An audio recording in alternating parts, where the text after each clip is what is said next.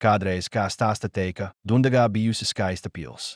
Toreiz par Dundagas apgabalu valdījis jau gados vecs ķēniņš. Viņš ticis uzskatīts par ļoti bagātu. Viss būtu bijis labi, ja ķēniņa valstī neuzbruktu nelaime. Ķēniņš sastrīdējies ar kaimiņu apgabala ķēniņu, kurš bijis burvis. Vienojušies, ja uzvarēs kaimiņu zemes ķēniņš, Dundaga izzudīs, it kā nekad nebūtu bijusi. Līdzi pilī nozudīs arī tās iedzīvotāji.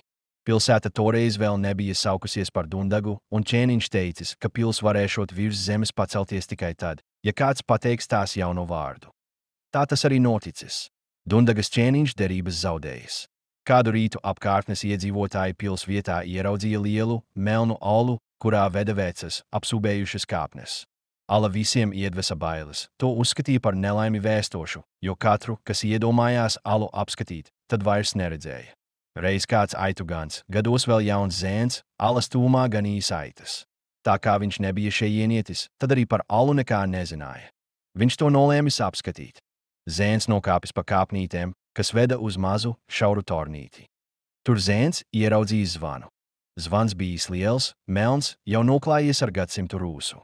Zēns, neko daudz nedomājis, paraustījis zvanu, skanējusi dobja sēra skaņa. Zēns nodomājis, dīvaini. Zvans teicis it kā vārdu Dundang, un viņš, ieklausoties zvana skaņās, atkārtojis Dundagā.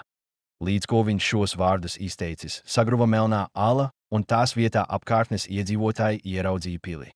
Pils vārds bija uzminēts. Par zēnu neviens neko nezināja. Tā Dundagas pili nosauca jaukajā vārdā un apkārtni par Dundagu.